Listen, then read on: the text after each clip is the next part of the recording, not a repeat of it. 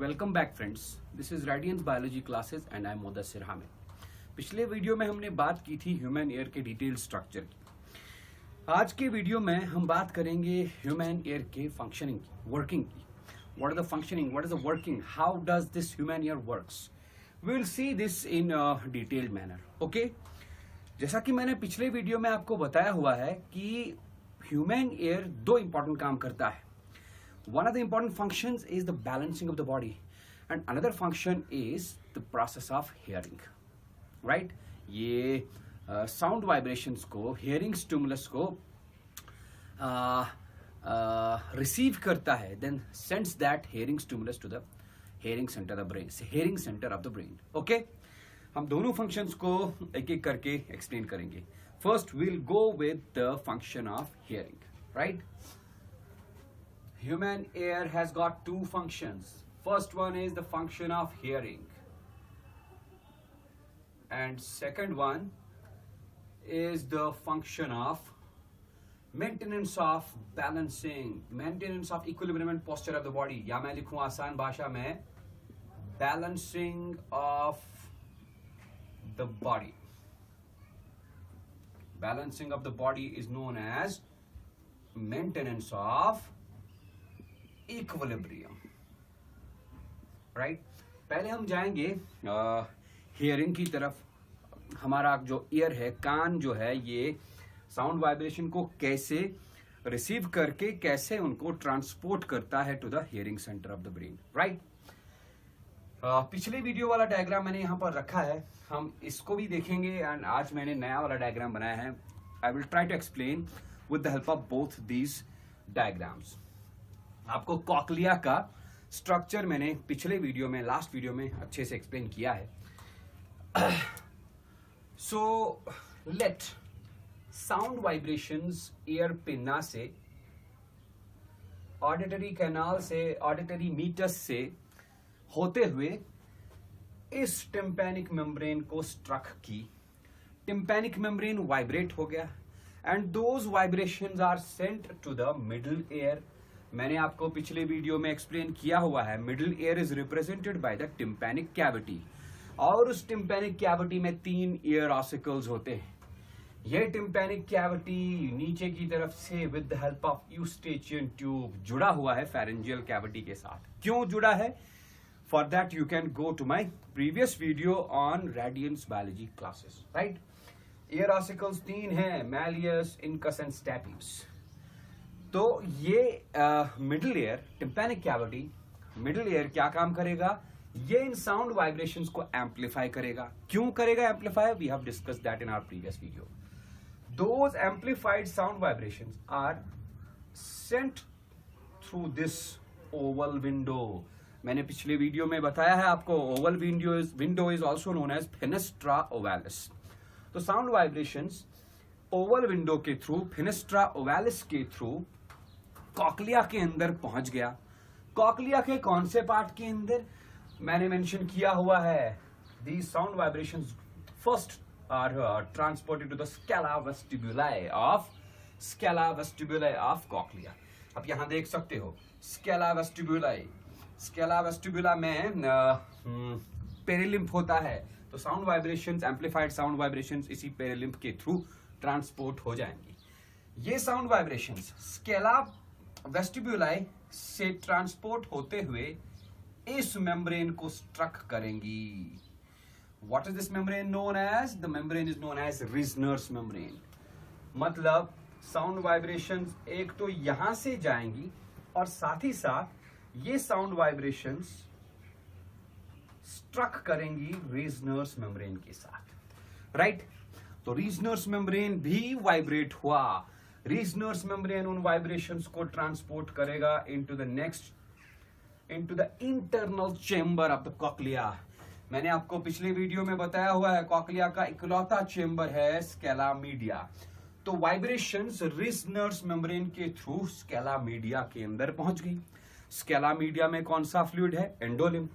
साथ ही साथ ये वाइब्रेशंस स्केला वेस्टिब्यूलाई के थ्रू ट्रांसपोर्ट होके ये पहुंच गई। जाहिर सी बात है, पहुंच क्या गई? both scala tympani and scala vestibuli, they are the empty spaces bathing in the perilymph. अगर साउंड वाइब्रेशन स्केला वेस्टिब्यूलाई में आई है तो जाहिर सी बात है the sound vibrations are also present in the scala tympani. Scala tympani में भी साउंड वाइब्रेशंस हैं. तो यहां पर भी ये साउंड वाइब्रेशंस क्या करेंगी, पेरिलिम्फ को वाइब्रेट करेंगी और ये साउंड वाइब्रेशन स्ट्रक करेंगी इस वाले मेम्ब्रेन के साथ. ये वाला मेम्ब्रेन कौन सा है, बेसिलर मेम्ब्रेन, राइट. तो यहां पर हम दिखाने की कोशिश करेंगे these sound vibration struck with basilar membrane, right. फिर से मैं रिपीट करूंगा, साउंड वाइब्रेशंस फेनेस्ट्रा ओवैलिस के थ्रू आई, वो साउंड वाइब्रेशन स्केला वेस्टिब्यूलाई में भी पहुंची और स्केला टिम्पैनी में भी पहुंची. स्केला वेस्टिब्यूलाई का जो पेरिलिम्फ है वो वाइब्रेट हुआ. पेरिलिम्फ के वाइब्रेट होने से वाइब्रेशन हुई इस वाले मेम्ब्रेन में. The membrane is known as Reissner's membrane. Reissner's membrane, right. ये मेम्ब्रेन वाइब्रेशंस को ट्रांसपोर्ट करता है into the internal chamber of cochlea. That internal chamber of cochlea is known as, it is known as scala media, right. ये रहा scala media. तो vibrations scala media के अंदर आई through Reissner's membrane. Scala media के अंदर endolymph है, वो एंडोलिम्फ भी वाइब्रेट हो गया. एंडोलिम्फ के वाइब्रेट होने से ऊपर से प्रेशर पड़ता है. इसके अंदर एक और मेम्ब्रेन होता है, टेक्टोरियल मेम्ब्रेन. एंडोलिम्फ के वाइब्रेट होने से टेक्टोरियल मेम्ब्रेन को ऊपर से प्रेशर पड़ेगा, ऊपर से ये प्रेस होगा नीचे की तरफ, राइट. साथ ही साथ स्केला टिम्पैनी के अंदर जो वाइब्रेशंस आई हुई हैं वो वाइब्रेशंस वाइब्रेट करा देंगी बेसिलर मेम्ब्रेन को. अब बेसिलर मेम्ब्रेन के ऊपर है क्या, बेसिलर मेम्ब्रेन के ऊपर ऑर्गन ऑफ कॉटी है. ऑर्गन ऑफ कॉटी में बहुत सारे हेयर सेल्स होते हैं. तो जब ये वाला बेसिलर मेम्ब्रेन वाइब्रेट हो गया, इसके ऊपर जो हेयर सेल्स हैं उन हेयर सेल्स में थोड़ी सी हलचल होती है. देन दोज हेयर सेल्स, उन हेयर सेल्स की जो हेयर्स हैं, ये हेयर्स देखो ऊपर से टेक्टोरियल मेम्ब्रेन नीचे की तरफ थोड़ा सा प्रेस हुआ with the help of vibrations which are present in the endolymph of the scala media, right. नीचे से जो हेयर सेल्स हैं इनमें हलचल हुई बिकॉज वाइब्रेशंस बेसिलर मेम्ब्रेन से होती हुई इनको थोड़ा सा प्रेस करेंगी. मतलब नीचे से प्रेस मिलता है बेसिलर मेम्ब्रेन को. बेसिलर मेम्ब्रेन इन हेयर सेल्स को थोड़ा सा ऊपर की तरफ उठा देता है. आप आसान भाषा में समझिए तो ऊपर से वाइब्रेशंस आती हैं एंडोलिम्फ के थ्रू टेक्टोरियल मेम्ब्रेन में. टेक्टोरियल मेम्ब्रेन नीचे की तरफ हल्का सा पुश हुआ. मैं आसान भाषा में बोलने की कोशिश कर रहा हूं. What happens with the result, ये जो ऑर्गन ऑफ कॉटी के हेयर सेल्स हैं, ये hair cells press, hair cells के hair processes, hairs are pressed onto the tectorial membrane. Hair cells press हो जाते हैं टेक्टोरियल मेम्ब्रेन के साथ. As soon as the hairs are pressed on the tectorial membrane, tectorial membrane से एक nerve arise होती है. The nerve is known as cochlear nerve. इन हेयर सेल्स के नर्व प्रोसेसेस में एक्शन पोटेंशियल जनरेट होता है. That action potential, that nerve impulse passes through the cochlear nerve, और इसी कॉक्लियर नर्व के थ्रू वो हेयरिंग सेंटर ऑफ ब्रेन तक पहुंचेगा. तब जाके आवाज को हम एनालाइज कर पाएंगे, right. I will repeat a little bit. एक बार मैं और रिपीट करूंगा. Let me drop this diagram first.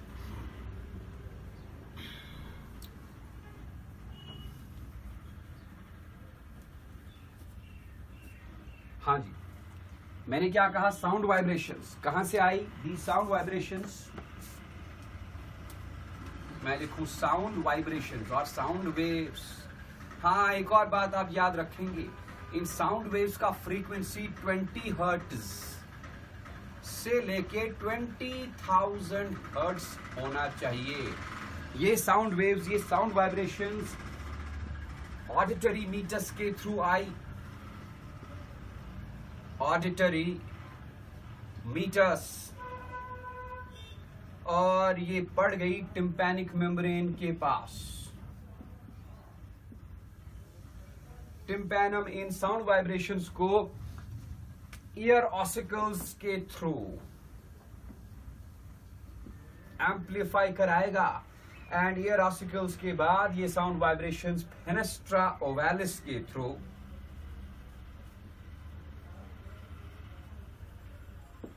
चली गई कॉकलिया के अंदर।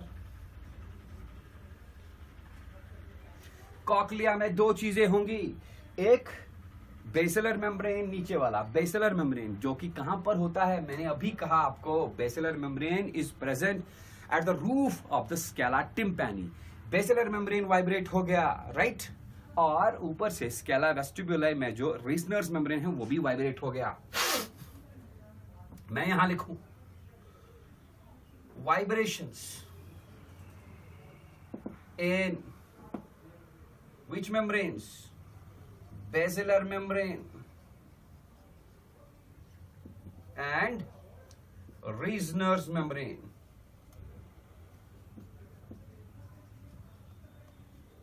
इन दोनों मेम्ब्रेन्स में वाइब्रेशन आया, with the result what happens? Pressing of hairs of cells of organ of Corti with tectorial membrane, right? तो टेक्टोरियल मेम्ब्रेन के थ्रू जो नर्व फाइबर्स निकलेंगे उनमें एक्शन पोटेंशियल जनरेट होगा, इंपल्स जनरेट होगा। That impulse is transported, impulse to the brain, किसके through? Via cochlear nerve. हाँ, cochlea से कॉकलियर नर्व ही निकलेगी। मैंने आपको पिछले वीडियो में बताया हुआ है, वेस्टिब्यूल पार्ट से भी नर्व निकलती है, that nerve is known as vestibular nerve.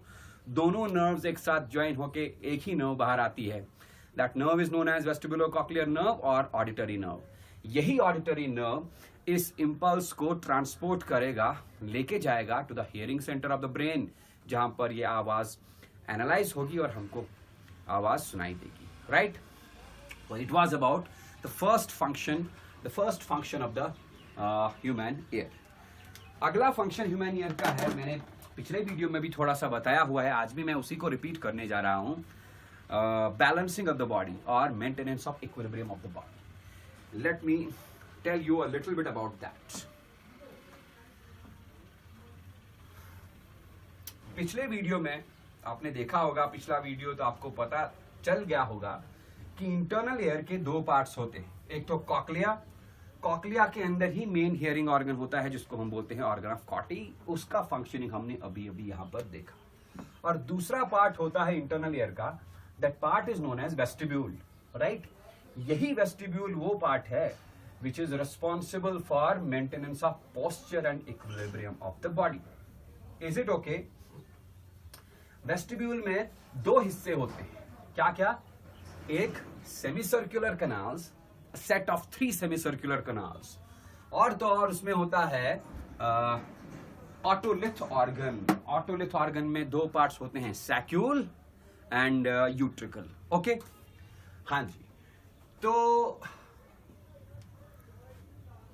जहां तक हम इक्विलिब्रियम की बात करेंगे, पोस्चर ऑफ द बॉडी की बात करेंगे, हमारी बॉडी में इक्विलिब्रियम मेंटेनेंस दो टाइम पे होता है, होना भी चाहिए। एक जब हम मूवमेंट कर रहे होते हैं, that posture, that balance of the body is known as dynamic balance और डायनामिक इक्विलिब्रियम। और दूसरा जब हम रेस्ट कर रहे होते हैं, that equilibrium is known as static equilibrium. Let us go first with static equilibrium. Static equilibrium, static equilibrium को एक्सप्लेन करने के लिए हम एक छोटा सा डायग्राम बनाएंगे। The diagram is like this.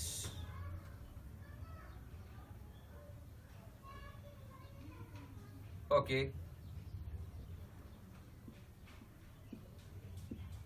It is the diagram of a structure which is known as macula.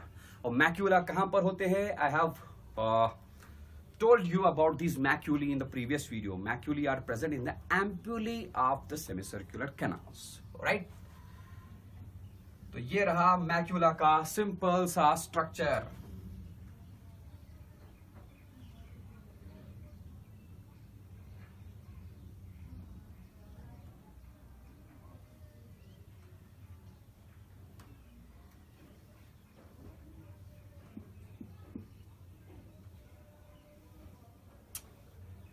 Macula में दो तरह की सेल्स होती है, एक जिनको हम सपोर्टिंग सेल्स बोलते हैं, these long rectangular shaped cells are supporting cells, right. मैं यहां लिखूं दीज आर सपोर्टिंग सेल्स, और बीच बीच में सेल्स होती हैं जिनके एक साइड पे बहुत सारे हेयर्स होते हैं और दूसरे साइड से अराइज होता है लंबा सा nerve fibre. These are known as hair cells, right? Hair cells के एक साइड पे hairs होते हैं, very microscopic structures, microscopic hair processes. Okay, ऊपर से एक crown जैसा structure होता है. This crown-like structure is known as otolith membrane.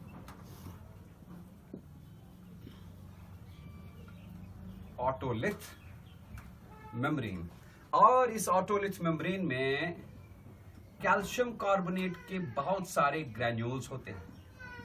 These calcium carbonate granules are known as otolith granules.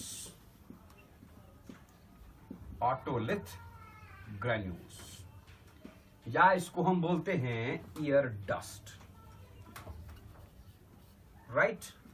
This is the structure of macula.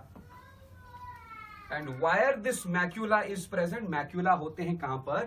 Maculae are present in ampulla part of semicircular canals. Ampullae of semicircular canals. Okay. अब देखो, इंसान जब stationery होता है, rest पे होता है, बैठा होता है, कोई काम नहीं कर रहा, कोई मूवमेंट नहीं कर रहा, उस वक्त भी इंसान अपना हेड का पोजीशन चेंज करता रहता है. Change in the head position, what it does, जब हेड पोजीशन चेंज होगा उस वक्त ये ऑटोलिथ ग्रैन्यूल्स मूव करते हैं. ऑटोलिथ ग्रैन्यूल्स ऑटोलिथ मेम्ब्रेन में जो मूव करेंगे, इनसे क्या हुआ, इनसे इफेक्ट पड़ता है इन हेयर सेल्स के हेयर प्रोसेसेस पे. मतलब movement in the otolith granules, movement in the otolith granules. कैसे मूवमेंट हुआ ऑटोलिथ ग्रैन्यूल में? जब इंसान रेस्ट पे है but still he is moving his head a bit. तो movement in the otolith granules creates a little bit of effect in the hair processes. Hair process में effect आया तो इनके अंदर इंपल्स जनरेट हुआ. That impulse is transported through these sensory processes via the vestibular nerve to the brain, right. This maintenance of the posture of the body when the person is in a sitting mode but still the head is moving a bit, this maintenance of the equilibrium is known as maintenance of the static equilibrium. Okay, इसके बाद हम बात करेंगे दूसरे equilibrium की. that equilibrium is known as dynamic equilibrium.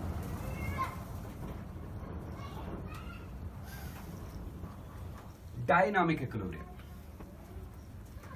Dynamic equilibrium is the equilibrium when a person is in a state of movement, is in a state of motion. Dynamic equilibrium को explain करने के लिए हमको पता होना चाहिए structure, एक और स्पेशल ऑर्गन का, उसका नाम है क्रिस्टा. मैं एक क्रिस्टा का सिंपल स्ट्रक्चर बनाऊंगा. And where are these cristae located? Cristae present होते हैं in the otolith organ, माने सैक्यूल और यूट्रिकल के अंदर क्रिस्टी होते हैं, राइट. ये मैंने क्रिस्टा का सिंपल स्ट्रक्चर बनाया. मैक्यूला की तरह क्रिस्टा में भी दो तरह के सेल्स होते हैं. एक rectangular, long rectangular shaped cells, these are known as supporting cells. Supporting cells. और बीच बीच में hair cells भी होते हैं, like this.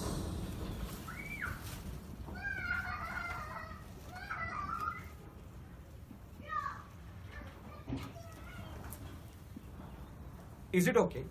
हेयर सेल्स के एक तरफ सेंसरी हेयर होता है और दूसरी तरफ लंबा सा नर्व फाइबर होता है। तो दीज आर हेयर सेल्स। ऊपर से एक क्राउन होता है, jelly like crown. This jelly like crown is known as, gelatinous crown is known as cupula, right. अब होता क्या है, कहानी यह है कि जब इंसान मूव करता है, इसके वेस्टिब्यूल के अंदर जो इसके इंसान के इंटरनल एयर के वेस्टिब्यूल के अंदर, ऑटोलिथ ऑर्गन के अंदर जो एंडोलिम्फ होता है, एंडोलिम्फ मूव करता है। एंडोलिम्फ के मूव होने से इस जिलेटिनस क्यूपुला के अंदर थोड़ी सी मूवमेंट होती है, थोड़ी सी इरिटेशन होती है, क्योंकि क्यूपुला के साथ हेयर सेल्स के हेयर प्रोसेसेस अटैच है, तो इनके अंदर भी इरिटेशन हो गई। देयरफॉर यहां इरिटेशन हुई तो पीछे जो नर्व फाइबर्स हैं, नर्व फाइबर्स के अंदर जनरेट होगा व्हाट, नर्व फाइबर्स के अंदर जनरेट होगा potential action, potential impulse, and that impulse is again transported via the vestibular nerve to the hearing, to the center of the brain, which is responsible for maintenance of posture and equilibrium, that is cerebellum part of the brain, right? तो हमने सीखा जब इंसान stationery होता है, rest में होता है, उस वक्त काम करते हैं maculae which are present in the ampulla portion of semicircular canals. Ampulla portion semicircular canals का क्या होता है, for this you can go to my previous video on radiance biology classes, right? तो क्रिस्टी होते हैं, they are present in the ampulla part of the maculae होते हैं, they are present in the ampulla part of the semicircular canals, and they are responsible for the maintenance of static equilibrium of the body, and for the maintenance of this dynamic equilibrium. Another organ present in the vestibule part is crista. This is the structure of crista. ये cristae present होते हैं कहां पर, these are present in the saccule and utricle portion of the vestibule part of the internal ear, right. जब इंसान move करता है तो यूट्रिकल पार्ट के अंदर जो एंडोलिम्फ होता है, सैक्यूल और यूट्रिकल के अंदर जो एंडोलिम्फ होता है, उस एंडोलिम्फ से इरिटेशन होती है क्यूप्यूला में, इस क्राउन में। Irritation in the cupula irritates these sensory hairs, which brings about the generation of action potential in the nerve fibers. That action potential is then transported via the vestibular nerve to the brain. Thus, the posture, dynamic posture of the body is controlled. Okay? It was all about the structure of the human ear and its functioning. Right? इसके साथ हमारा ये वाला series videos का sense organs वाला series finish होता है। बाकी ज्यादा सेंस ऑर्गन्स हमको पढ़ने हैं नहीं, बिकॉज टंग है, olfactory epithelium है, those are not included in our NEET syllabus, those are not included in our board syllabus. So हमने सेंस ऑर्गन्स वाले चैप्टर में, सेंस ऑर्गन्स वाले सीरीज ऑफ वीडियोस में आई के बारे में बताया, structure and functioning of the I and defects of the vision, and we have also talked about the structure and functioning of the human ear. Okay, thank you.